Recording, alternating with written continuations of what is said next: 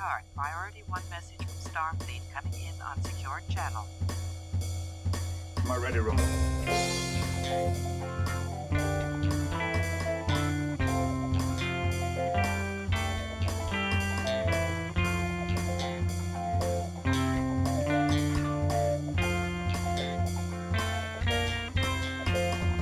Hello and welcome to the Readier Room, the only, longest-running, best, and most expensive Star Trek The Next Generation rewatch podcast. Every week we're coming at you semi-live with stories from the set and lore that only the greatest lore masters of the show have ever known. My name is Mitchell Mells, Chief Consultant of Services at Paramount, and with me is my life partner, Brandon Hobbs. How are we today, Brandon? Mitch, I have been better. Yeah? What's wrong? Yeah. Well, I thought that we were going to be past those episodes that we would introduce with kind of like a sigh and well, it wasn't really that good. After we completed season 1, but we're still knee deep in them, huh? Knee deep is a good way to put it, and perhaps elbow deep is another way. We are very deep. It's a deep conundrum. Yes.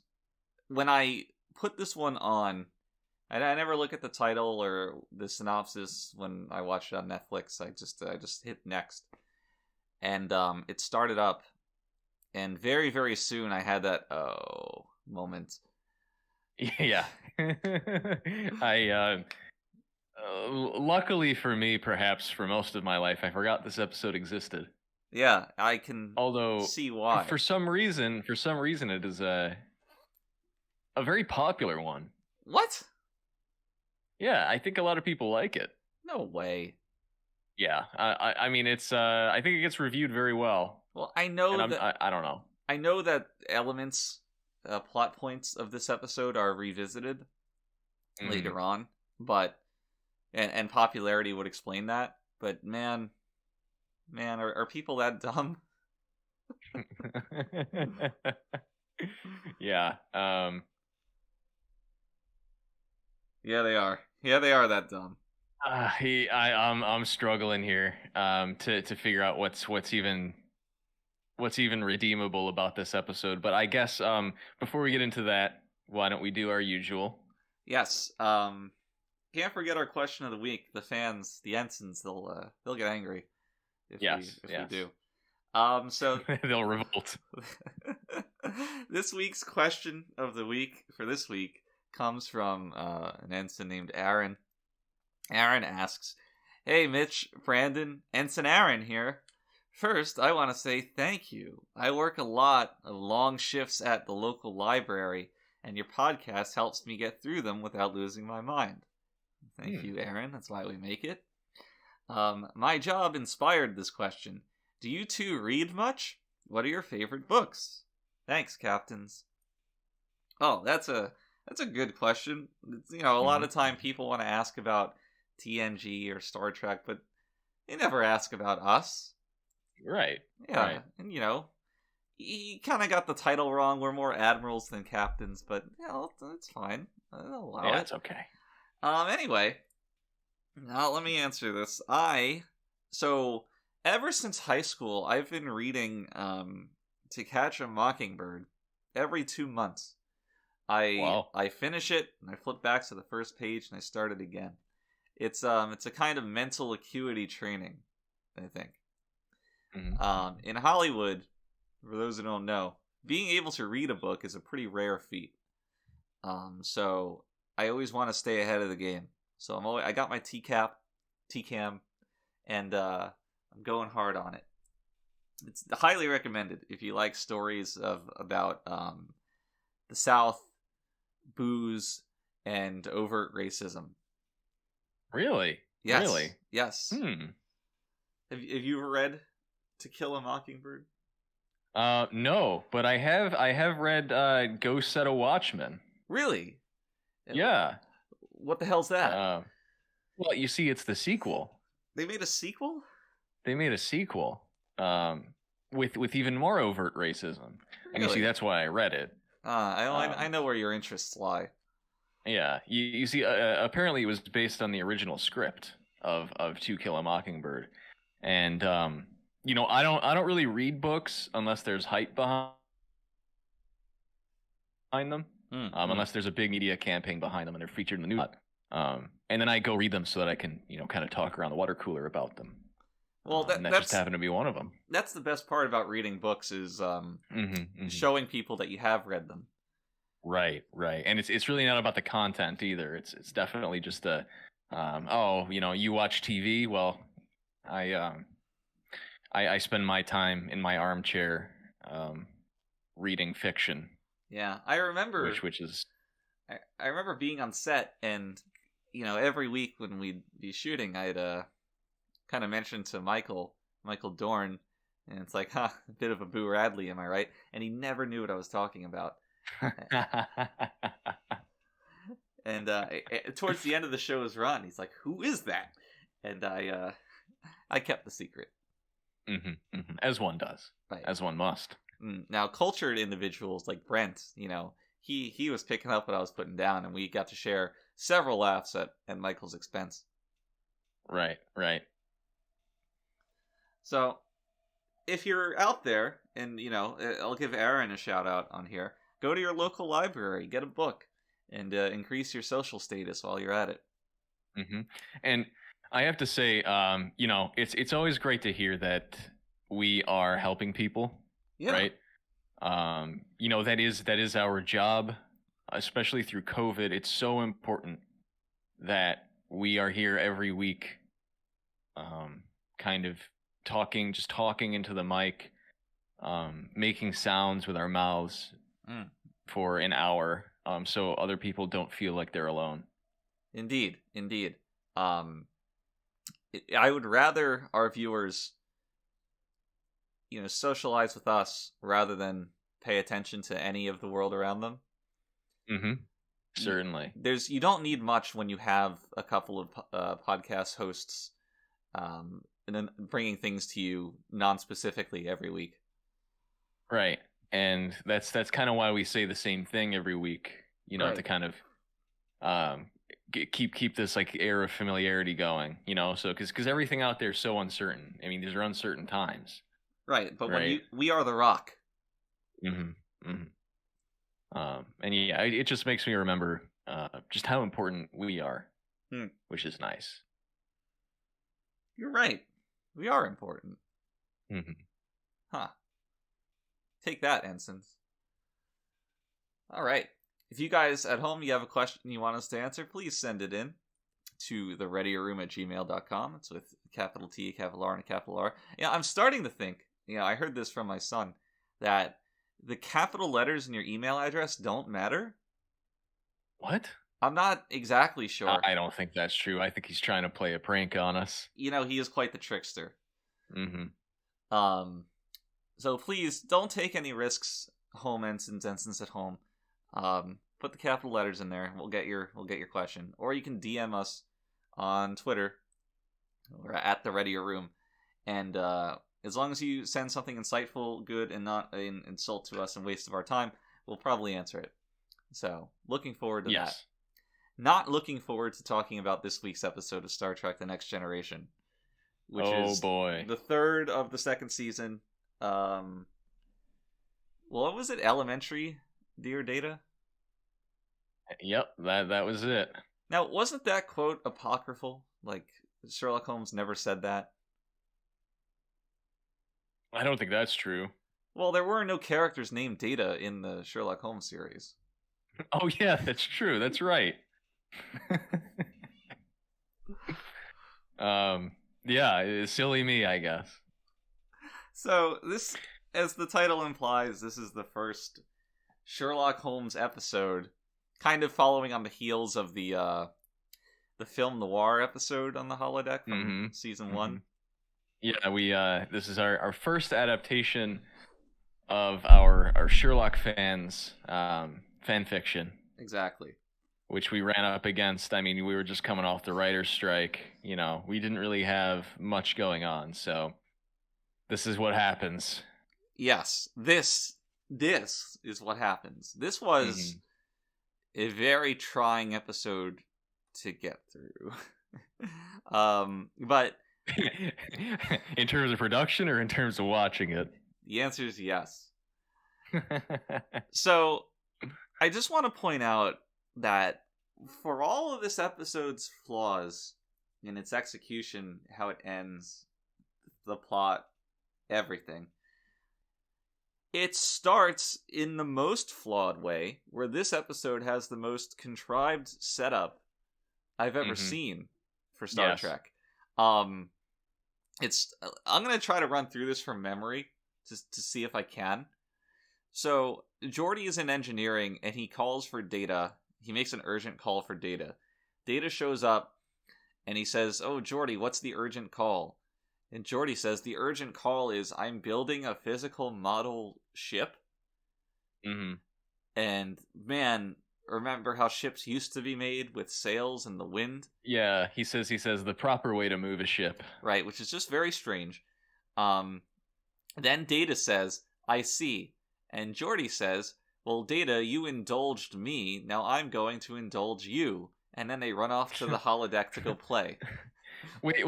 Did you note that he called Data down there urgently, which I imagine is kind of a faux pas? Yes. On what could be considered a military ship. Now, I assume that Data's incapable of panic, which is the only thing that could make that okay. Imagine calling, like, Picard down there, and Geordi's like, "Picard, look at my ship that I built." Right. And Picard says, "Geordi, where's the disaster? What the hell are you doing?" Yeah. No, I mean, seriously, like, does Geordi just get to abuse that? At some point, he's crying wolf. He's the chief engineer now. He can do whatever the hell he wants, including building a model ship in the middle of engineering. He's become very power hungry. He has. Very, very, very abusive, which is maybe some kind of foreshadowing. Ooh. You know? It remains to be seen. We get our first glance of Ensign Clancy. Yeah. Tom Clancy's niece. Yep. Fan favorite. Anne Ramsey. Fun fact: she never flushed the toilet because she was scared of getting sucked down the drain. So that explains why she was only on for what was it, 2 episodes? Yeah, I mean, it took before us. She eventually got kicked off. It took us some time to narrow it down who it was, and of course, you know, with the split bathrooms by gender, you and I never ran up against this, but well, usually, yeah. But yeah, we heard about how big that problem was, and once we figured out who it was, she was out. Yeah, it's okay. She eventually found her footing in the Secret Life of the American Teenager. So I know that's your favorite show. It's one of my favorites, definitely. But it was kind of strange how there's just this random speaking part ensign. They had, because you think about writing the script and Data talks to somebody in engineering about where Geordi is. Who is he possibly going to ask? But they do have to get just some random extra. Right. Yeah. Even weirder though is that she ends up being transferred to. She's what, a yellow shirt here because she's in engineering, right? Right. She ends up being changed to a red shirt later on, and she's on the bridge like as a helmsman. Maybe she got promoted, and you know her. Is that a promotion? Her entire specialty set changed. Well, then again, I don't understand how you can be this fluid. But sorry, what? Geordi kind of had the opposite trajectory, right? He started as a red shirt helmsman, and became chief engineer, which is also a strange move. It's a strange move. I don't know. Maybe it's supposed to parallel that. Yeah, maybe it's deeper than we give it credit for. It could be. Geordi's life journey mirroring Ensign Clancy's. Right. Well, certainly not the most vexing part of the episode, but it just starts off in a weird way. I was completely confounded while watching it, because no part of this setup makes sense. Why is Geordi building a large model ship inside of engineering instead of his quarters? Why did he call Data down urgently? Why how does this actually connect to the two of them going to play Sherlock Holmes in the holodeck?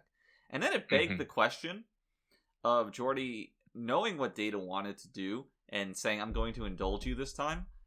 It begs the question, how many times has Data asked Geordi to do this only to be rebuffed?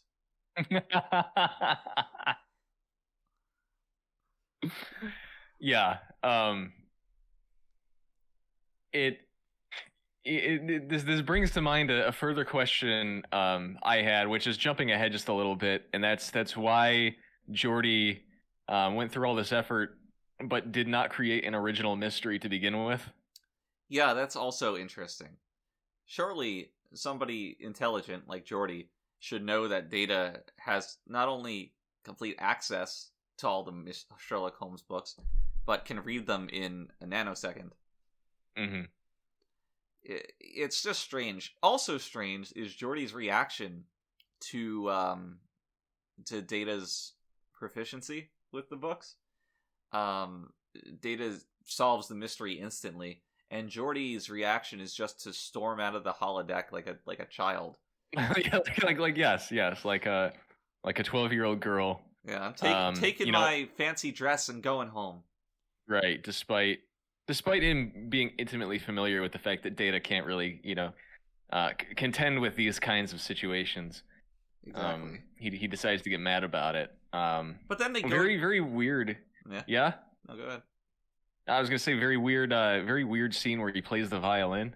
Yes. Which obviously is not Brent. That's a stand-in, which is why he's facing the wall the entire time. Yeah, Brent couldn't really do much of anything. Play the violin. Yeah. Do complex calculations. Act. Speaking of British accent, which is weird because the crew spent minutes training their British accents with Patrick for this episode. Right. You would think that would pay off. Right, and yeah, no, not great returns on that. Really horrible stuff. It's but really bad. If that whole initial scene where they go into Sherlock's home for the first time is really, really weird. Sherlock's home, I that's think. Really good.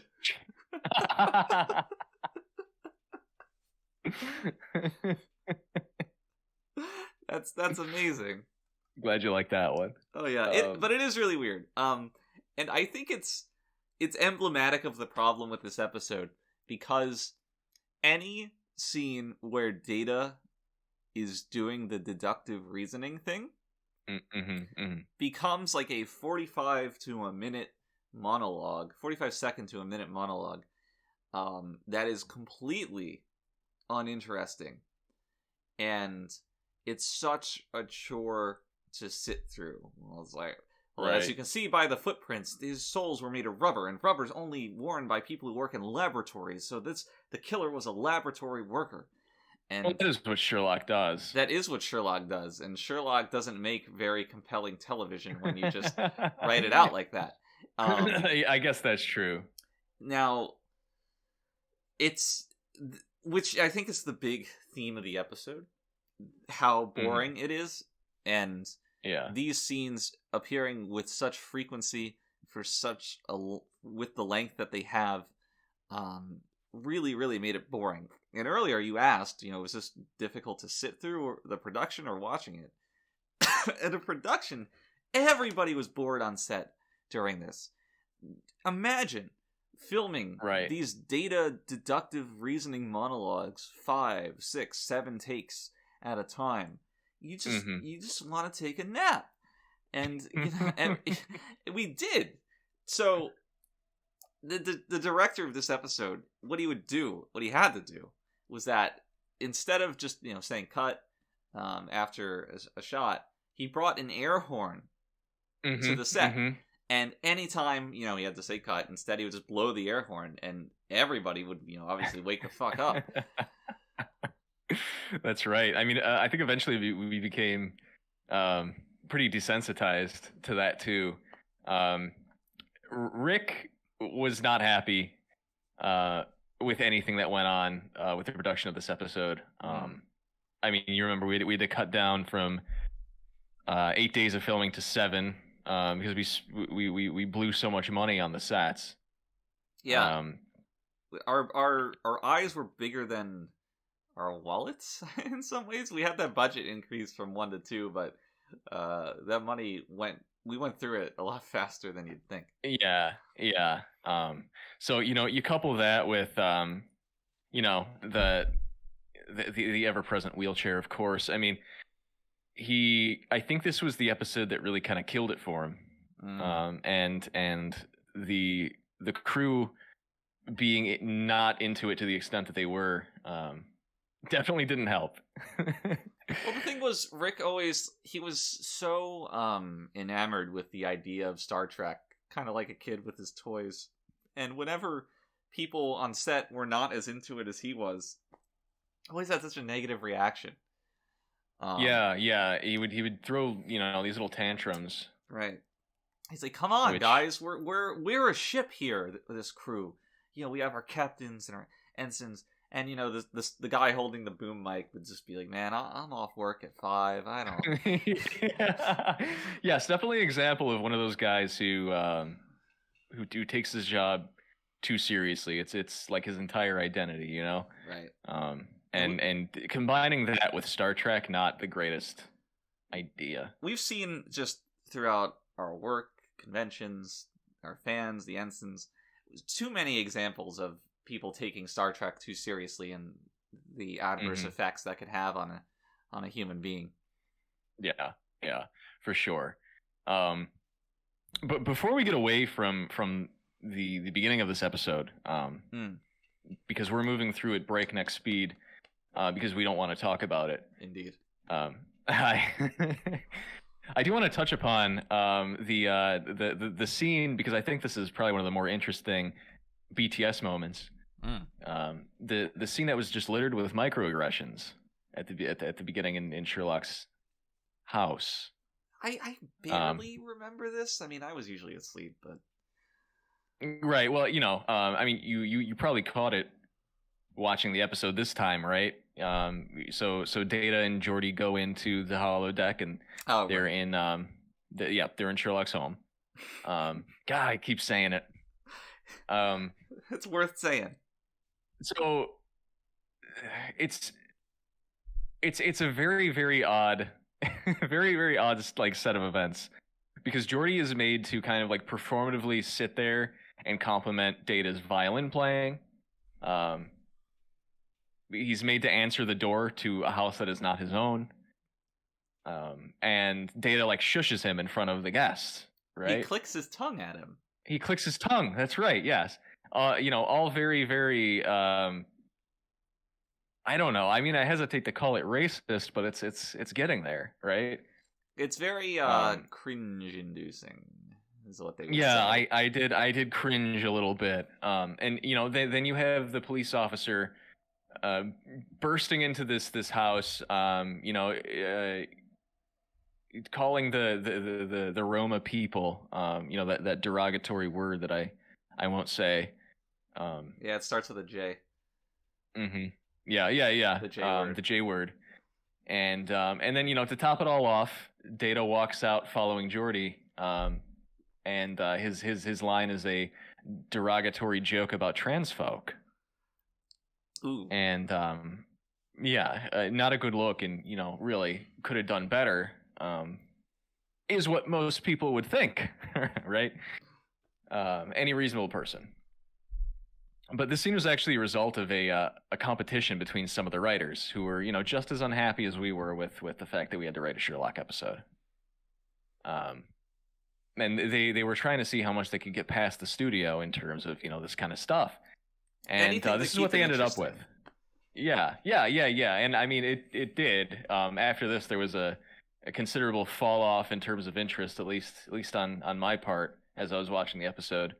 But what most people don't know is the straw that broke the camel's back in this scene was going to be a bit that involved, a shirtless Watson and Holmes's hunting crop, and that actually didn't run up against our censors for racism. It ran up against it for sexual content. which was a new path for us Mhm. to push the sexual envelope. Yeah. And surprising that it got cut considering the stuff we did early on in season 1. Indeed. Um, But the thing is, they added the interracial element. Right, and that kind of makes it a fetish. Indeed.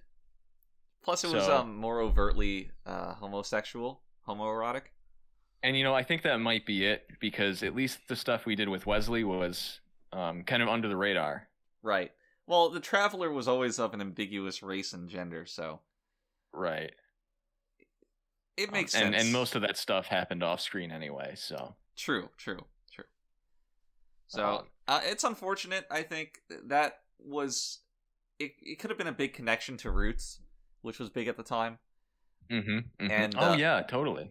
It kind of got robbed of the opportunity. Now, granted, it didn't start out with those intentions, but it would have been a nice little mistakes in the miracles moment if Certainly. the writer's game of offensive scenarios evolved into a really poignant racial moment for the show. Yeah, and I mean that really could have been what happened if we didn't have to write an episode about Data role playing. I do have to say that I love 10 Forward.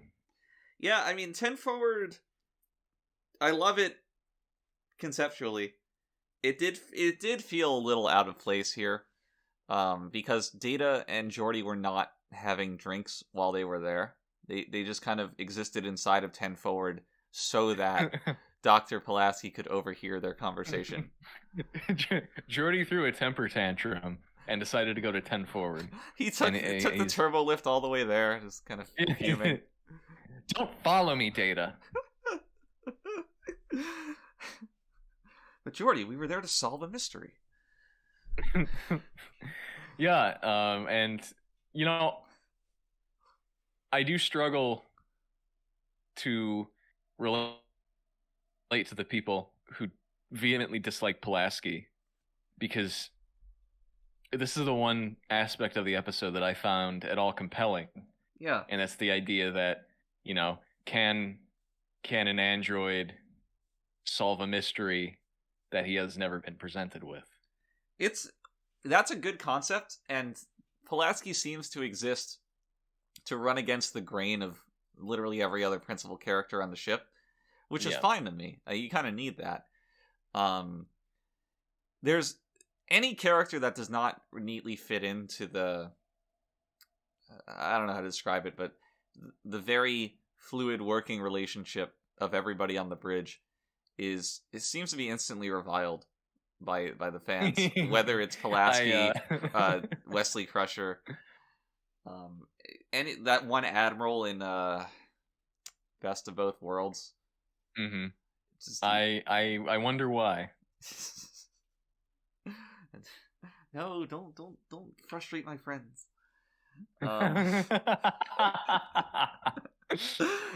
There's definitely some kind of mental condition that one of the traits being aversion to any kind of conflict or disruption in the day-to-day, right? Right.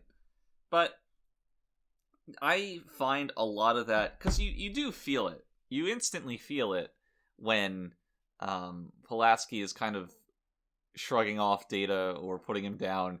It's a marked change of tone from their usual from the usual camaraderie, and that's what feels good. When the texture of the show is changed or upset or varied in any way, like variety. Yes, that's what everybody should want, and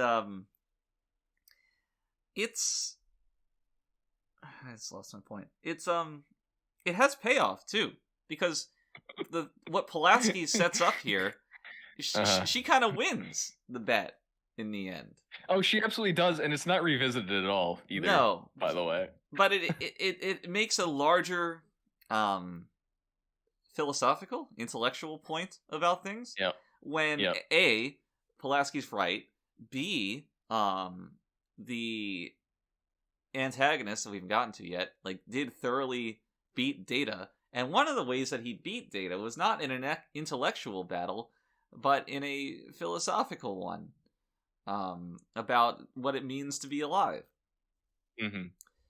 And I guess we're gonna get into that later. I don't know, but it's very interesting, and the show doesn't really make it a point to explore any of those themes. Yes. Instead it barely touches upon, once again, the same themes that were presented for about 2 minutes in The Big Goodbye, which is, the idea of this fake sapience that's created just so it can be destroyed, I guess. Yeah, and like it becoming aware of that fact. but I think that the point this episode is trying to make was that the Moriarty character went beyond that into something more real. And the reason I say that is because Picard acquiesces to this.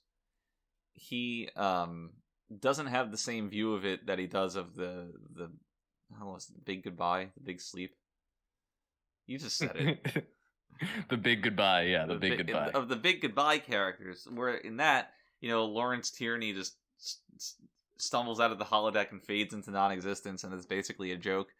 Picard shuts down. But then you have the other guy who's kind of like, will I be able to go home to my wife and kids tonight? Right, but Picard just erases that guy with no qualms. He's like, you're just Data. So originally in this episode, Picard was going to trick Moriarty into exiting the holodeck, and he would disappear. That's so bad. I'm not making this up. That's so bad. So this whatever you're attributing to this episode is not true. It just wasn't thought out like that. Okay, well, that's so disappointingly bad writing. Let me elaborate on my point, which is apparently wishful thinking. But right, yeah. The idea is that, okay, Picard, I'm going to save this program, and then once technology develops, we'll be able to, better help you out.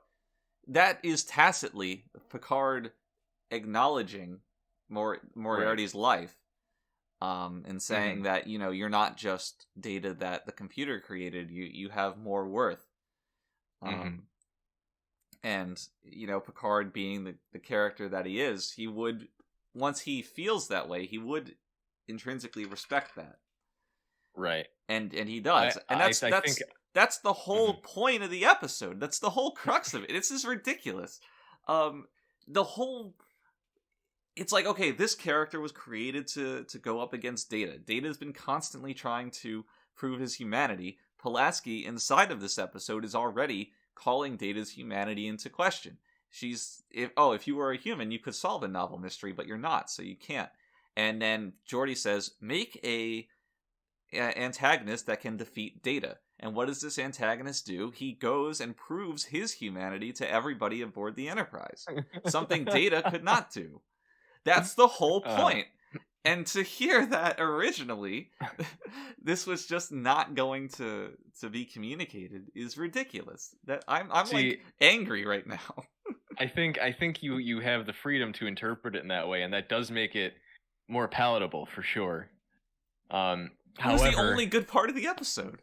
I would argue, with this information in mind, I would argue that the theme of the episode shifted horribly from one to another that was completely unrelated, and neither of them was explored the way that they should have been. All right, well, what's this other theme? Well, so we're looking at Data proving his humanity, and the idea of this plot device that was created for the sake of this theme of Data proving his humanity, gaining sapience. Right. Um, Which to me that's exactly what I'm saying, though. right. But I don't think they were written to interact with each other in that way. I think it fits so perfectly, though. I'm open to being told, you're seeing something that's not there, but this is such a logical progression of those events that it's hard to imagine this episode playing out any other way.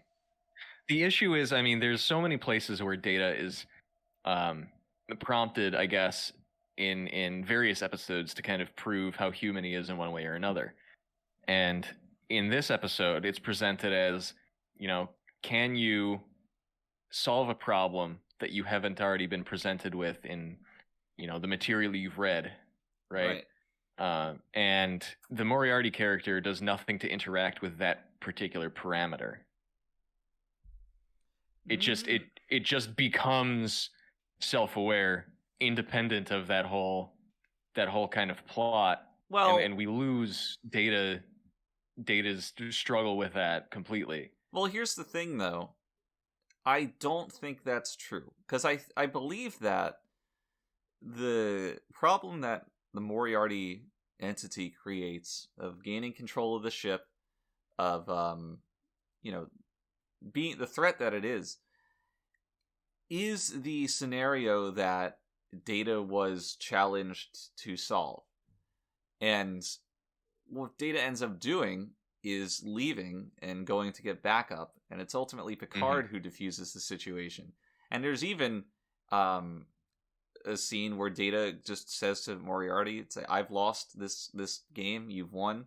I'm unable to wrestle control the ship back from you. Please give it up, having won."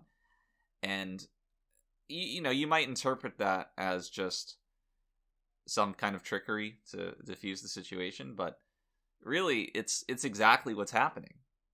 And that's why I think that all of these things connect together as much as they do. I don't think that the idea of Data solving a novel scenario that he didn't read in a novel, is abandoned. I think that reaches its logical conclusion with the introduction of Picard to save the day. I don't think it does, because the conflict switches from solving a mystery to wrestling control. I mean, it stops being a mystery. Like you said, they have to wrestle control away from this Moriarty character, in I mean, such a direct way that, I mean, yes, Data failed, but like Data also failed in like outside of the parameters of the challenge. I think it seems like, to me, I just have no confidence at all that they were meant to be related, and I think it's it's well enough that you interpret it that way, and it makes it better. I mean, for sure. It's certainly a charitable reading, and I mean, the writers as well as I do, that to say that they completely missed and these things are coincidental is well within the realm of possibility. Yeah. So I mean, I think it just comes down to, almost a meta interpretation of what's going on here. Well, I'm just going to say that, taking my interpretation, I think this episode did something really good. Taking your interpretation, I think this episode has absolutely zero redeeming qualities. Mm-hmm. And well, I mean, it's like, look at the rest of the episode. That's true. You know what I mean? It would fit. Yes. So I'm kind of a little dispirited following this discussion. Do you want to just stop now? Kind of. It's while I was watching this, and it was getting towards the end, and what I thought, the themes that I thought I was seeing were ostensibly happening, I was kind of nodding along, like, oh yeah, I get it. This is pretty good, and that justified the past terrible 30 minutes. Right. And now I just feel like I was robbed of my time entirely. Mm-hmm. Well, that usually is par for the course with Star Trek. And you know what? it's so dumb because now I get it. At the end, when Picard says, "Oh, we'll save your program and try to help you in the future," that's not to serve any thematic purpose. It's just so they can have an excuse to bring Moriarty back, which we did.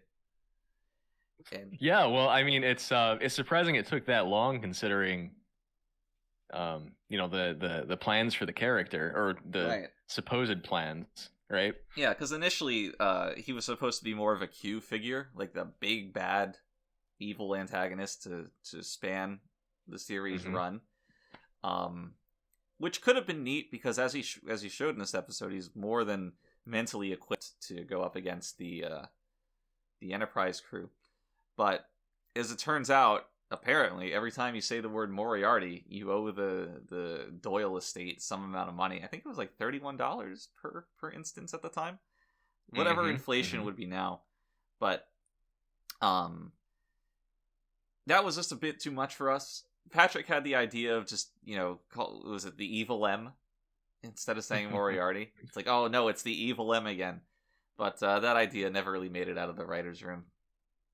Yeah, it's a shame. I mean, we already ran into trouble with this episode because, like I was talking about earlier, we had some budget issues, so we didn't pay the estate anything for this one. Right.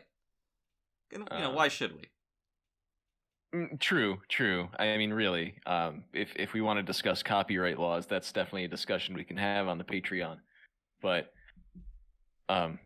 we didn't really want to run afoul of them for too long or too many times.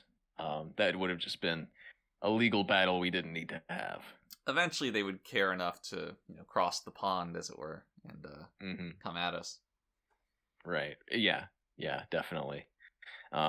So, why don't we talk a little bit more about, I guess, Moriarty as a character here, because, God. I think he's great. I love it. He's good. It's Niles from The Nanny. Right. Which was going to be like 5 years after this, of course. The Nanny. Which it's a little odd to watch with that knowledge now. Yeah, but... it's hard to think of The Nanny as anything but an extended holodeck production. Yeah, he did a good job. It bothers me that it was written so that he would see the holodeck thing apparatus before Geordi even said anything.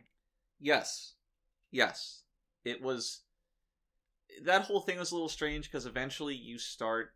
you realize, okay, the computer made this guy specifically. Although, you're right. Yeah. I think that was before Geordi gave that command. Yes. So then why didn't... Geordi the Dark Man. Why didn't everybody see it? Yeah. I don't know, but putting that logical inconsistency aside, the portrayal of the character as a not outright malicious intellectual force was pretty compelling. Yeah, he's good. He's not comically evil or anything. Right. He really only... He's not really defeated. He just kind of acquiesces. He chooses to give up. And that's a sign of a much larger threat than something that the characters just, defeat or trick or whatever. Mm-hmm. Yeah, I have to agree. I liked him too. Yeah. So I guess there was one good thing about this being a holodeck episode. Not that this couldn't have been anything other than Moriarty, of course. Could have been any other character. Did you catch it in this episode? Did you notice it? Notice what?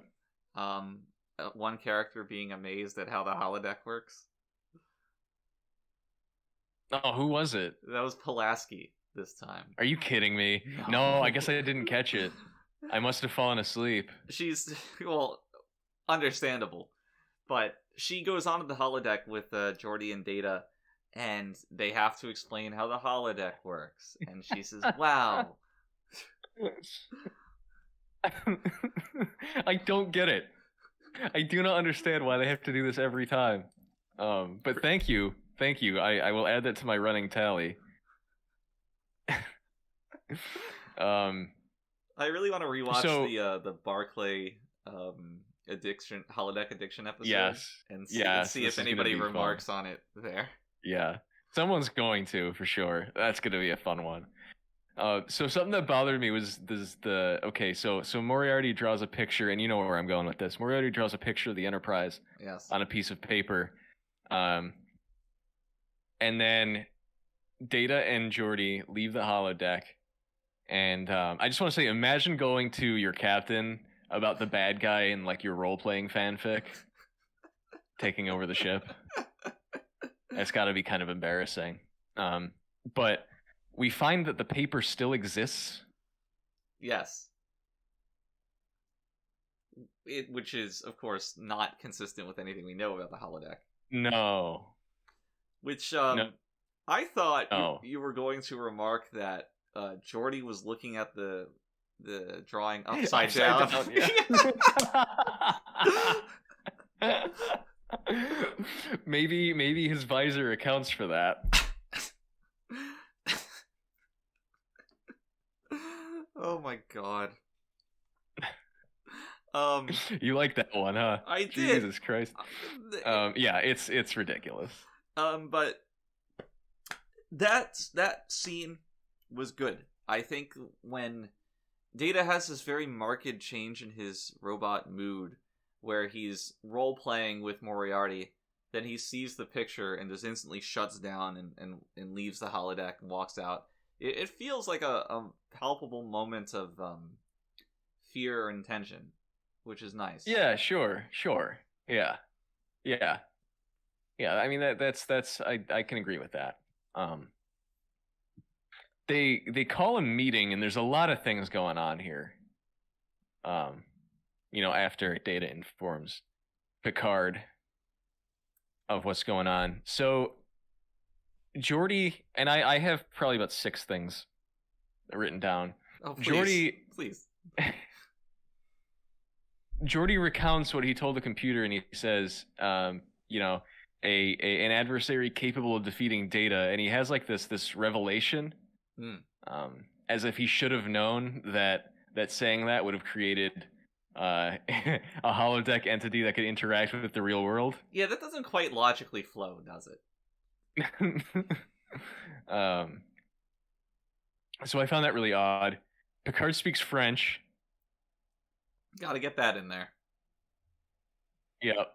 Which I thought was going to be abandoned by now, but nope, not yet. Eventually. Why is there a mortality failsafe in the holodeck? As in, like, why would you ever not want it? Right. Why would you ever want to die? Well, we can talk about that later. And then we have an amazing line from Marina, and I forget what she says. I just wrote Oh. amazing line from Marina. Yes, I remember this because it just comes from nowhere, and it's not quite on the level of Troy saying the most obvious thing, but it is also not very insightful. Yeah, and it's delivered so stiffly.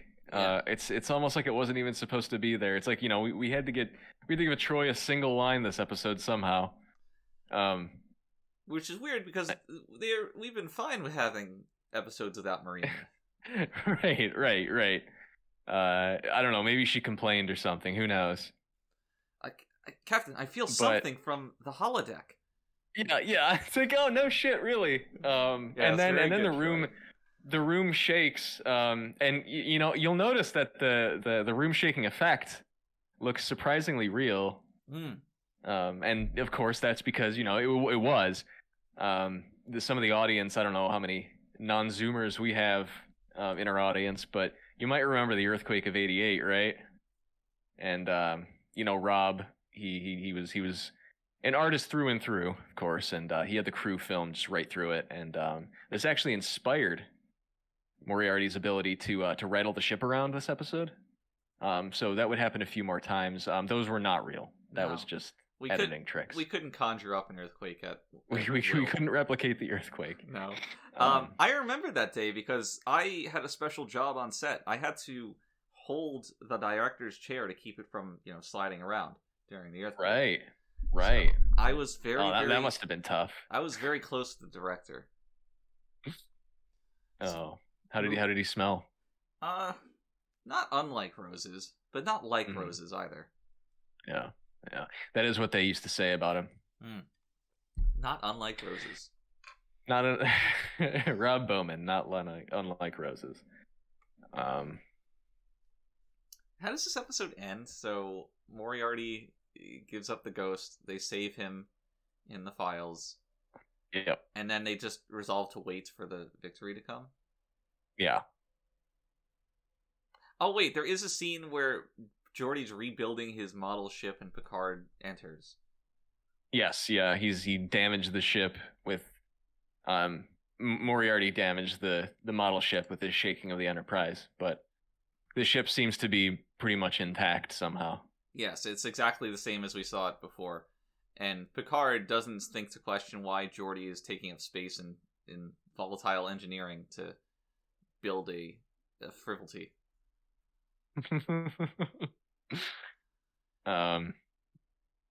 Yeah, it kind of ends on, I don't know, kind of a wet fart, really. There's nothing really going on at the end of this episode.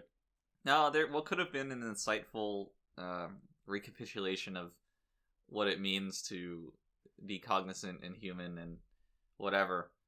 Maybe Data having some reflection on the differences between him and Moriarty. Instead, Geordi was the main character of this episode? What? I guess. Yeah, I guess so. Bizarre. Despite really doing nothing. And don't you think they would have fixed the holodeck after the last time this happened to not do this? Didn't they? Did they not fix it? They did. Personally, I blame the Binars. Right. It was the Binars. The Binars really, really need to get their shit together. It's the holodeck at this point, like many things in Star Trek, up to and including the Doctors, is just magic at this point. Yeah. Yeah, and that's another reason I really just dislike this episode. The logical, the illogical aspects of the holodeck. Yeah, the leaps you have to make to kind of accept this. Be able to. Oh, hold on. There's something really great. You wrote down 6 things about that boardroom scene. I just remembered the 7th one. That's really, really good. Okay. So they're talking about ways to deal with Moriarty, and Geordi pipes up and he says, "Well, I can go and reconfigure the antimatter matter chamber to create a beam that will instantly dissolve any energy in the holodeck." And Picard says, "Okay, well, let's do that." And Geordi says, "Oh, it'll also completely destroy human flesh." If you knew that, why suggest it? Yeah, I'm surprised I didn't write that down myself because I was kind of beside myself with that. It's unreal. I don't know if the plan was to raid Moriarty's office and get Pulaski back before doing that, or what? Because that might have worked. It's the equivalent of bringing in a Ghostbusters gun. It's like bringing it around, just shooting this beam everywhere. Moriarty gets sucked up. You're like, no. It would have been fitting for this episode, that's for sure. That would have been a more thematically appropriate ending after the discussion we had earlier. Probably, yes. Probably.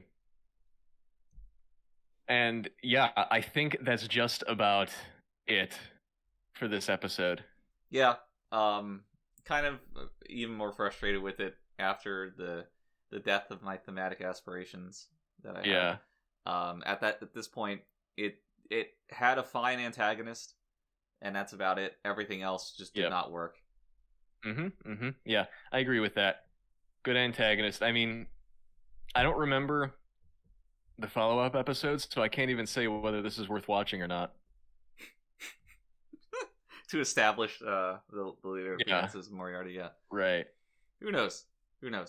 But we get to see Picard, extend his top hat, and like a gentle sir. like a gentle sir. He goes in holding gloves but not wearing them. Right, yeah. Add that to my my photo collection that I post on Twitter and say, why do I love older men so much? It's a good follow, that account. Mm-hmm. Your account. Yes, thank you. You're right. So do you know what you know what type of women I like? Okay, what type of women do you like? Elementary, dear Brandon. Oh. Wow. Couldn't keep that one in. Yeah. I had one more thing to say. And now I forgot what it was. Was it a joke? Oh well. No, so it's not important. I think that's it. Definitely do not watch this episode. If you have already watched it, I'm sorry. Please unwatch it. Yeah. Try to scrub it from your mind. Your memory banks. And yeah, I don't even have a question for you. Okay. I hated this episode so much. All right, So. well, let's see if I can make a question for you, as I'm wont to do in times like this. Okay. What is Moriarty's first name?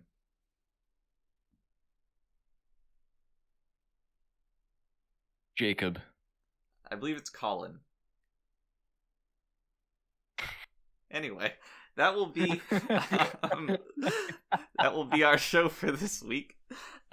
Be sure to join us next week, where for once we'll talk about Star Trek. And until then, everybody, please stay readier. The troublesome little man-child.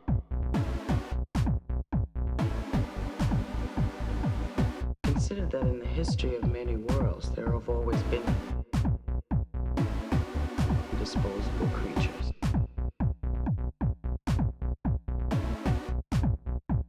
Do you consider yourself superior to us? Should have told him to mind his own damn business.